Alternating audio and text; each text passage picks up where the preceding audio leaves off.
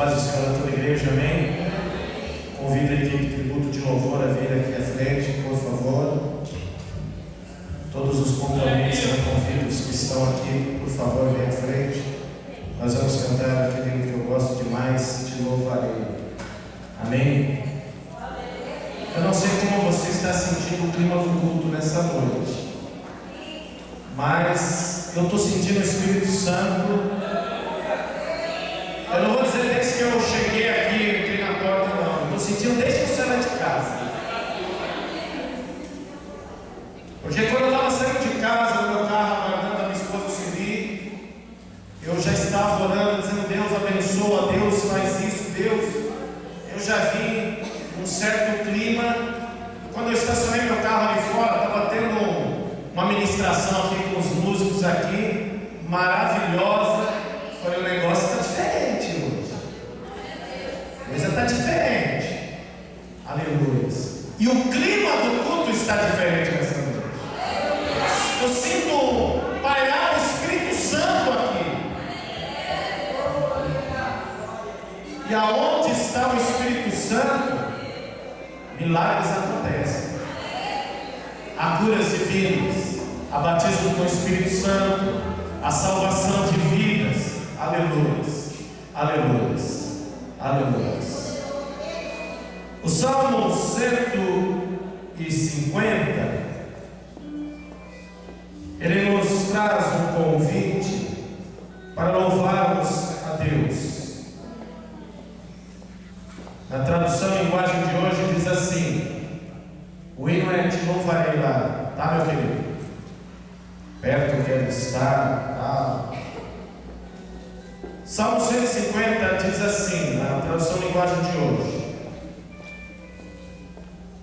louvem a Deus no seu templo, louvem o seu poder que se vê no céu, louvem o Senhor pelas coisas maravilhosas que tem feito, louvem a sua imensa grandeza, louvem a Deus com trombetas, louvem com harpas e liras, louvem o Senhor com pandeiros e danças, louvem com harpas e flautas, louvem a Deus com pratos musicais, louvem bem alto com pratos sonoros, todos os seres vivos, louvem o Senhor, aleluias.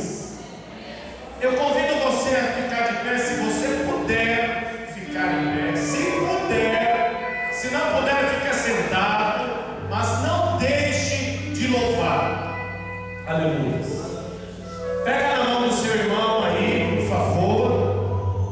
Nós vamos fazer mais uma oração.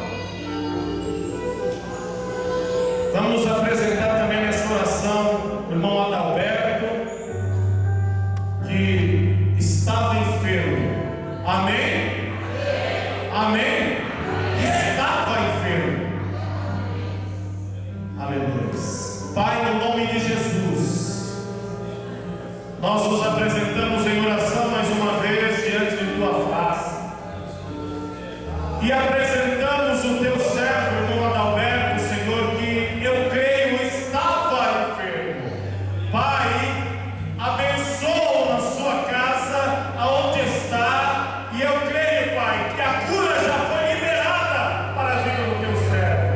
Meu Deus, recebe o nosso louvor nesta noite, nos envolve nesta noite de uma forma especial, nos envolve com tua graça, com teu amor, com tua bondade, com tua misericórdia, em o nome de Jesus. Amém? Aleluia. Vamos louvar o Senhor.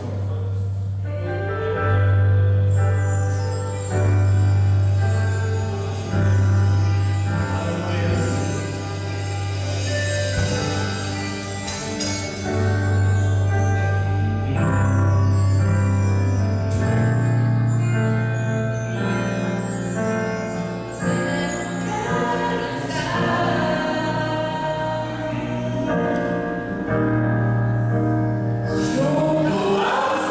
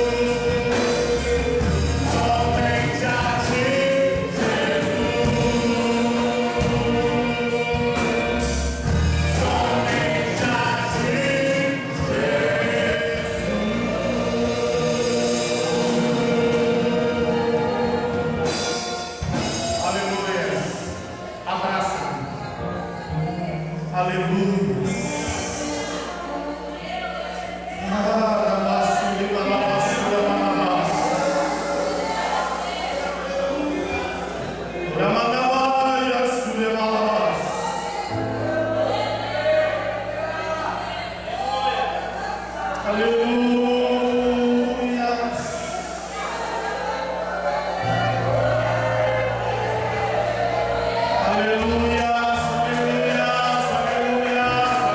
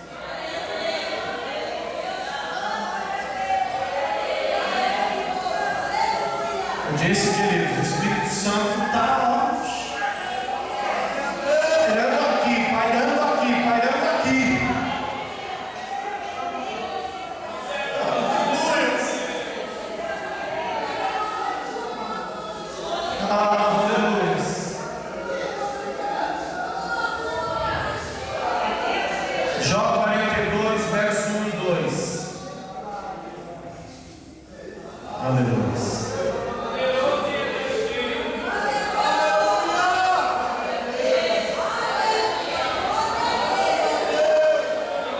O texto sagrado diz assim.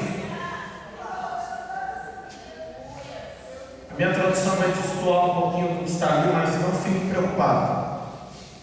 Então, em resposta ao Senhor, Jó disse: eu reconheço que para ti nada é impossível e que nenhum dos teus planos pode ser impedido. Amém? Vamos ler aqui no telão, vamos ler, para que todos participem. 1, 2, 3. Então respondeu Jó ao Senhor, dizendo: bem sei eu que tudo podes e que nenhum dos teus propósitos pode ser impedido. Você pode dar uma glória a Deus aí?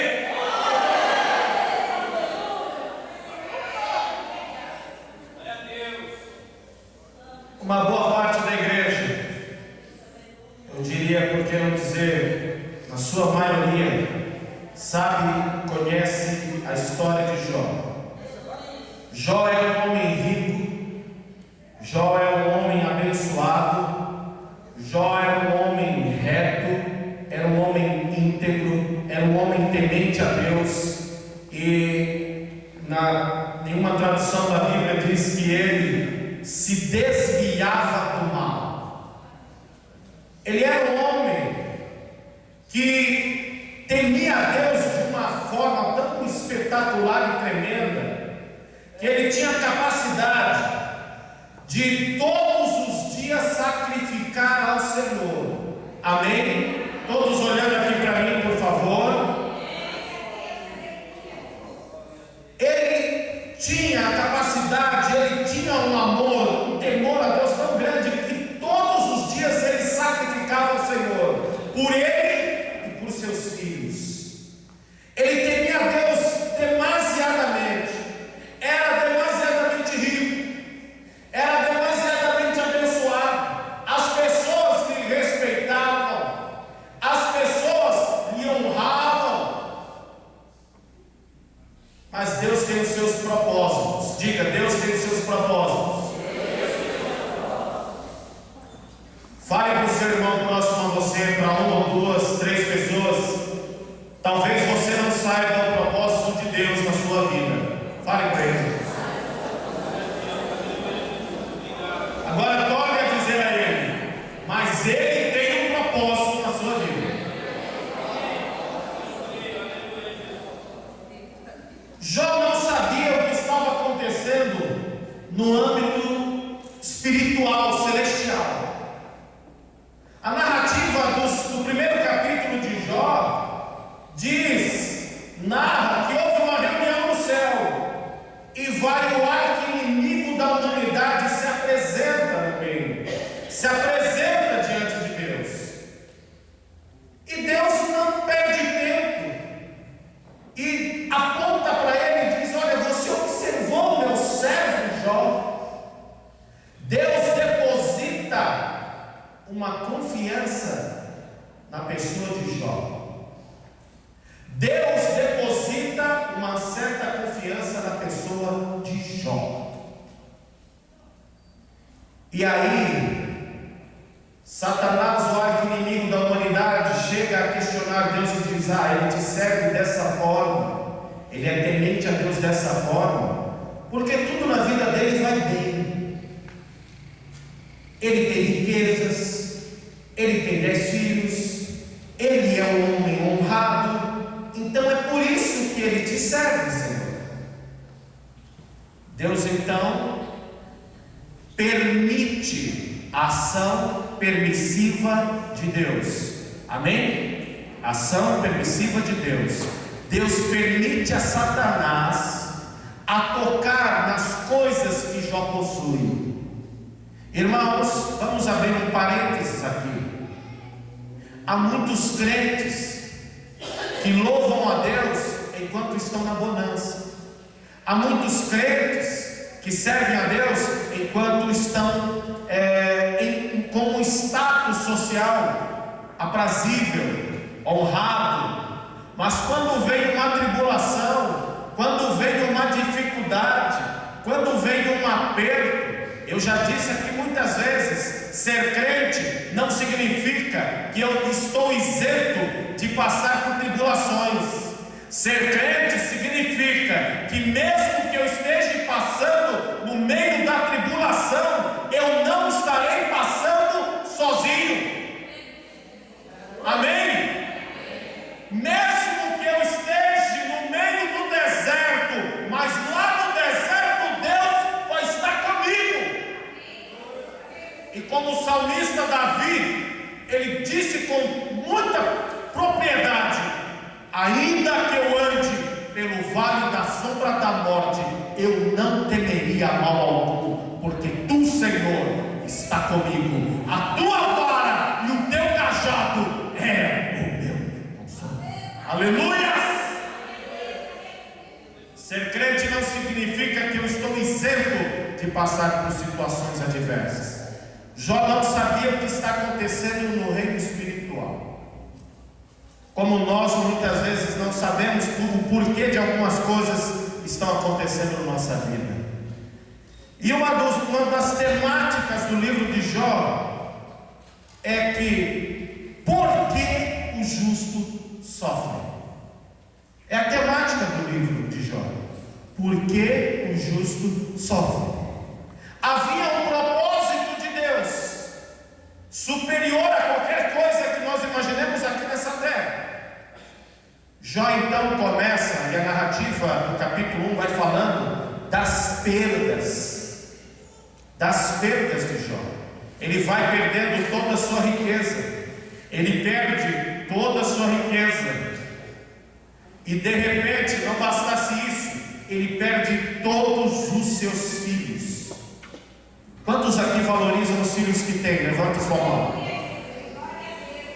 Você seria capaz de dar a sua vida pelo seu filho? Amém? Sim ou não? Às vezes nós pais colocamos na cabeça que os nossos filhos não seriam capazes de dar a vida por nós, mas nós somos capazes de dar tudo para eles. Jó, se pudesse, ele daria a sua própria vida pela vida dos filhos dele, mas ele não teve opção. Fale para o seu irmão: às vezes não temos escolhas. As coisas vão acontecer na nossa vida. Fale para ele: nós não vamos entender, mas Deus vai estar agindo. Não é fácil aceitar isso. Pode parar, não precisa falar.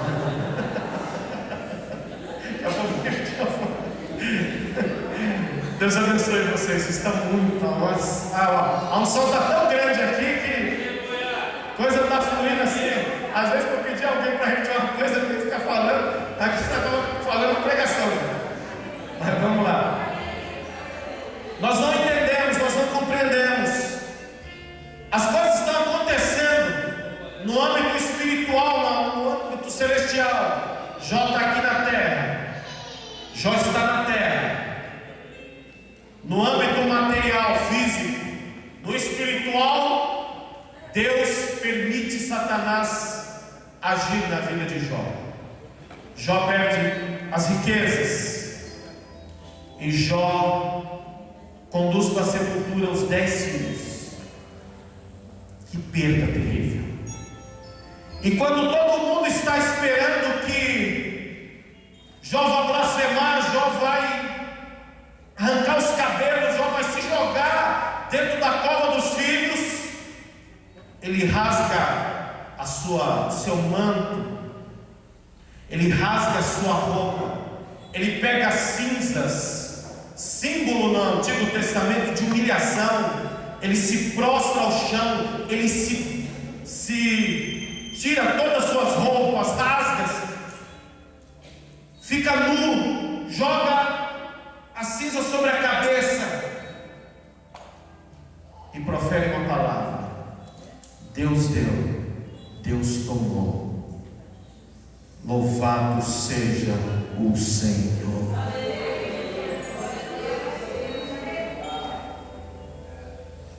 Eu às vezes fico pensando se eu ou você, se nós íamos ter a mesma integridade que Jó teve. Mas não bastasse isso, Satanás então fala: olha, Senhor, aquilo que o homem tem, a saúde dele, e existe até um ditado popular que o que vale é ter saúde, o resto a gente corre atrás. Tem um ditado aí no mundo aí: se você tem saúde, o resto você corre atrás. Não é assim? Só que Satanás pede autorização a Deus para tocar na saúde de Jó. A ação permissiva de Deus. Deus permite e diz: olha, você pode tocar, mas você não vai tirar a vida dele, porque a vida estava na mão de Deus e está na mão de Deus. Diga para o seu irmão: a sua vida, diga para ele, está nas mãos de Deus. Voltando, Jó é acometido de uma enfermidade horrenda. Jó é acometido de uma enfermidade absurda. Todos nós sabemos daquela frase no livro de Jó, aonde a mulher dele vê toda aquela situação e olha para ele e diz: Jó, amaldiçoa o teu Deus e morre, Jó. Você ainda está retendo sinceridade diante de Deus? Tudo isso, todos esses malefícios têm lhe acometido e você ainda está em integridade diante de Deus. Jó, amaldiçoa o teu Deus e morre. Jó permanece firme. E o que sobra para ele é um cargo, e ele vai com um monturo para um monte de lixo e fica se coçando. A narrativa bíblica dos capítulos a seguir falam que ouvem da situação que Jó está alguns amigos. Os amigos vêm de longe, e quando avistam Jó, reconhecem que é Jó que está naquela situação, eles se assentam por 7 dias e nenhum dá uma palavra, porque a situação era muito assustadora, terrível. Jó está passando por tudo aquilo, e aí quando os seus amigos começam a falar, começam a contar, e diz: olha, Jó, pensando bem, eu acho que você deve confessar o seu pecado, porque não tem outra explicação. Você deve ter feito alguma coisa muito séria diante de Deus, por isso você está assim. Parece que eu vejo esse mesmo questionamento na vida da igreja atualmente. Quando algum crente está passando por situações adversas, outros que poderiam estar estendendo a mão e abençoando, e orando e consolando, começam a contar: você está passando por isso, porque lá no passado você fez isso, ou porque você fez aquilo. Irmãos, nós não entendemos os propósitos de Deus, mas Deus tinha um propósito na vida de Jó. Deus tinha um propósito no sofrimento de Jó, e Deus tem um propósito no seu sofrimento também. Aleluia! Você pode estar passando pela situação pior possível, mas uma coisa eu sei: o fim não vai ser esse que você está passando, não. O fim vai ser de glória e honra. Aleluia! É uma fase difícil, é uma fase que não entendemos, que não compreendemos, mas Deus está no controle. Amém?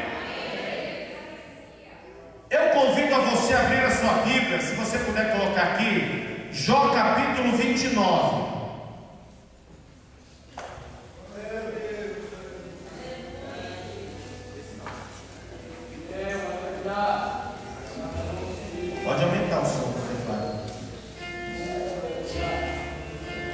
Jó capítulo 29.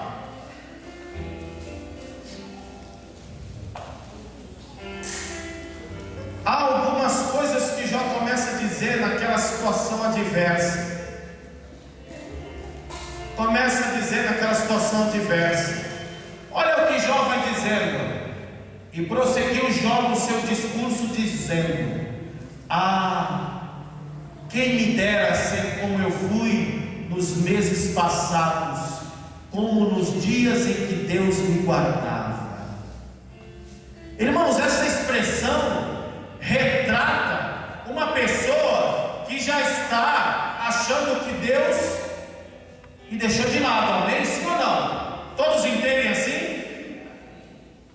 Na minha tradução diz assim: se eu pudesse voltar, se eu tivesse a escolha, se eu pudesse, quem me dera ser como nos meses passados.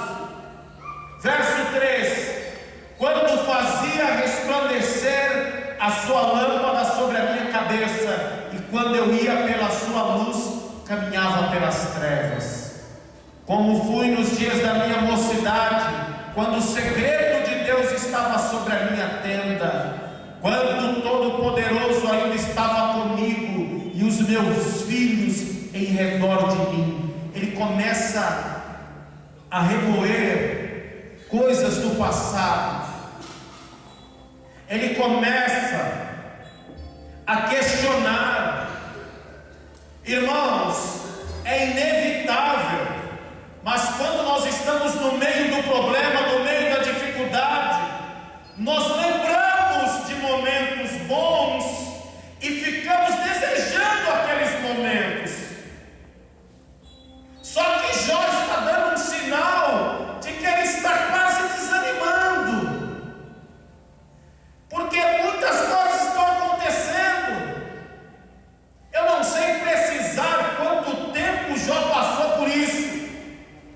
Eu não sei precisar os dias, ou meses, ou anos, mas ele passou um período longo. Perde tudo, perde os filhos, a esposa o rejeita, mas continua.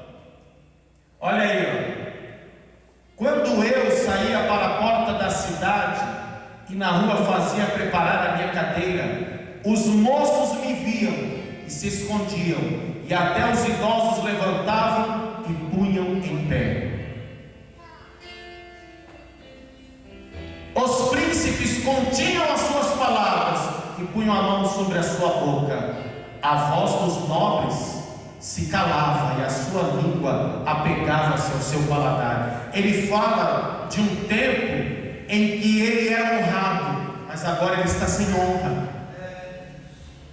Talvez você está na igreja hoje e está vivendo uma situação tão difícil que você não vê a honra de Deus na sua vida, que você não vê a glória de Deus na sua vida, que você não vê um prospecto, uma situação ou um vislumbre de melhora. Mas eu quero dizer para você, querido, que Deus tem a sua vida na sua mão, e que no momento que você talvez não perceba, vai haver uma virada. Quantos creem que Deus pode virar isso?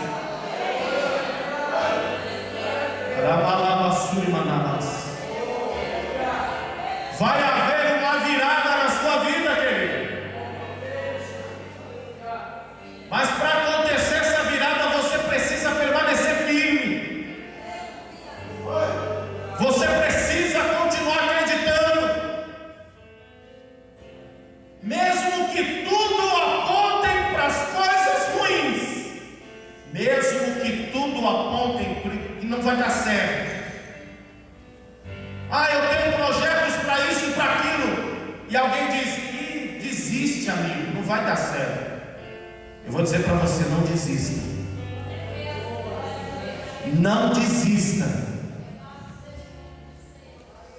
Se o pastor Luiz, há mais de 20 anos atrás, ele desistisse de vir para Maria Helena, porque a situação não era boa quando o pastor Luiz veio para cá. Eu era desse tempo aqui.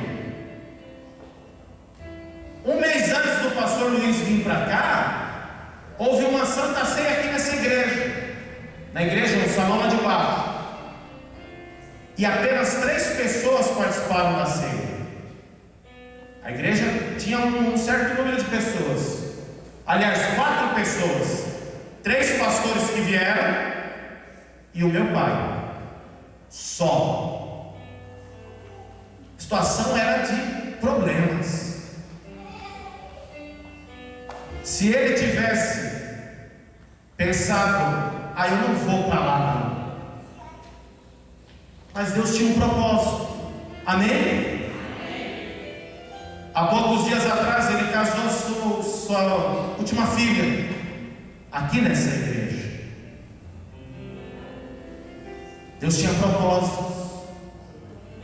Aqui nessa igreja, na vinda dele, eu encontrei minha linda esposa Marta. Eu encontrei ela, fiquei apaixonado por essa morena, e até hoje eu estou apaixonadíssimo por ela. Nós não entendemos os propósitos de Deus, mas Deus está trabalhando. Amém? Jó começa a questionar muitas coisas. Jó começa a falar coisas que ele nem sabe o que está falando.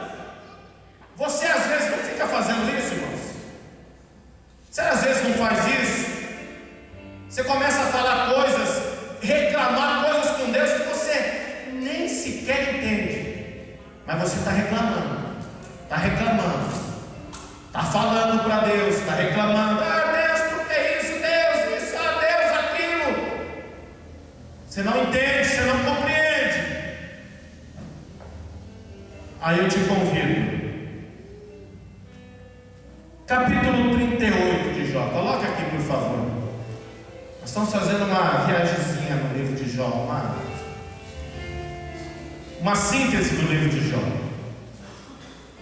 Lembra que no início eu disse que houve uma permissão de Deus, aconteceu todos aqueles fatos de calamidade. Jó começa a questionar os seus amigos, e dizem alguns pastores, para até amigos como aqueles que apareceu para consolar Jó, não precisava nem de inimigo, porque os amigos abençoados, você pecou, Jó. Ou alguns talvez chegaram e disseram, vai se converter, Jó. Você está assim, por que você não se converteu ainda? Não precisava nem de inimigo. Jó começou a falar coisas que ele não entendia. Aí no capítulo 38, Deus chama Jó para uma conversa.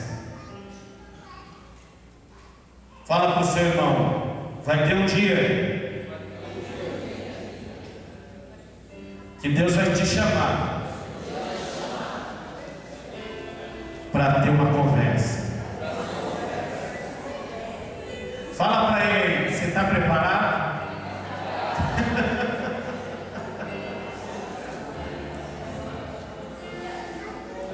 Como diz o Fábio aqui, eita Deus! Você está preparado, irmão? Jó começou a falar coisa que ele não entendia, que ele não compreendia. Deus falou assim: Jó, vem cá, vem aqui. Marcelo, senta aqui por favor. Nós vamos representar aqui. Senta aqui, por favor. O Marcelo está representando o Jó. Falou um monte de bobagem, falou um monte de coisa que não sabia. Só não está rasgado. Meu calvo já está. Aí Deus vem e fala assim para ele. Versículo 4: onde é que você estava? Na minha tradução, quando criei o mundo. Olha a pergunta que Deus faz. Onde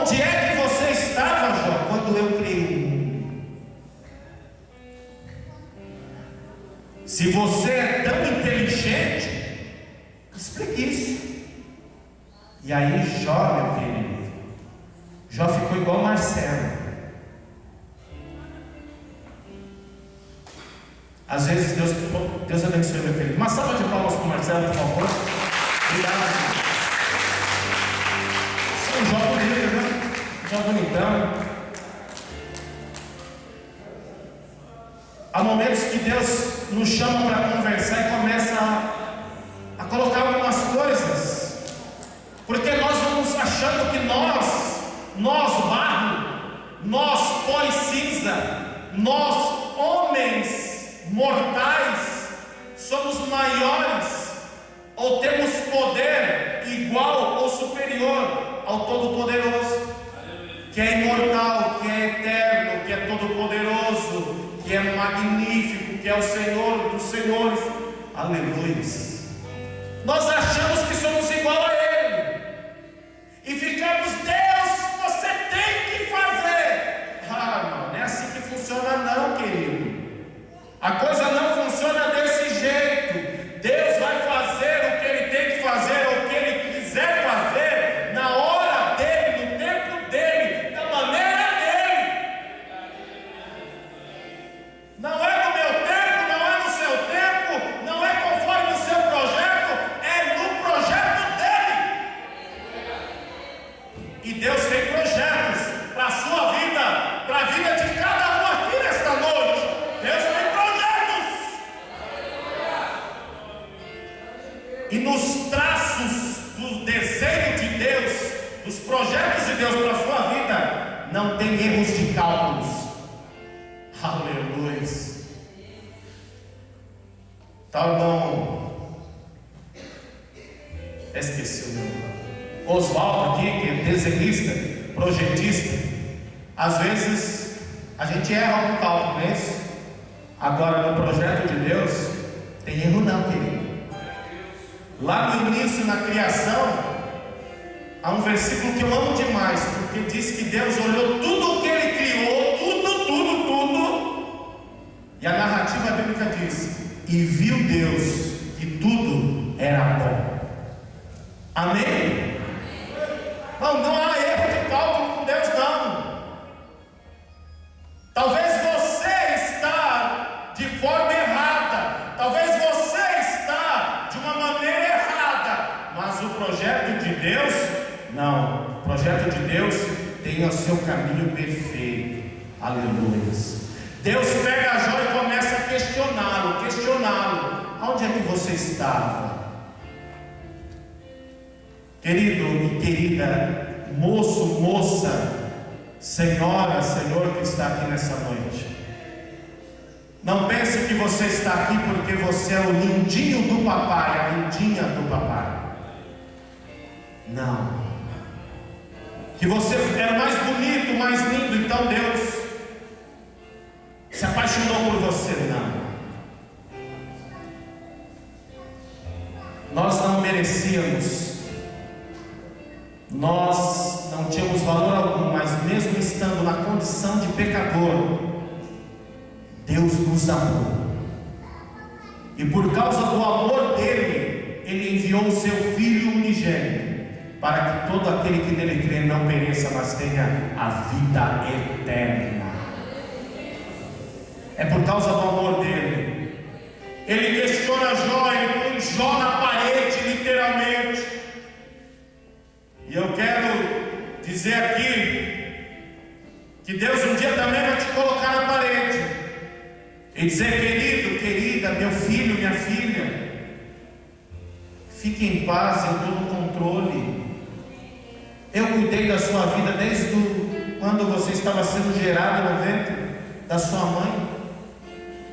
Os anos passaram, você se tornou jovem, adulto, e agora eu vou te abandonar? Não, Deus não é assim.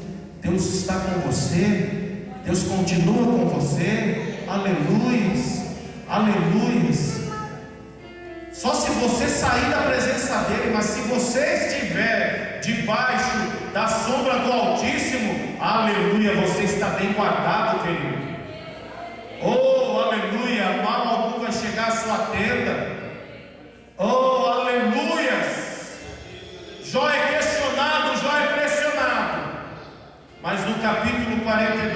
terminarmos. Nós chegamos ao texto que eu li no início.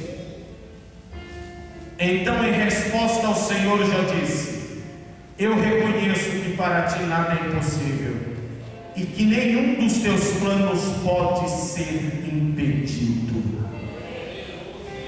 Verso 5 do 42: antes eu te conhecia só por ouvir falar, mas agora eu te vejo com os meus próprios olhos.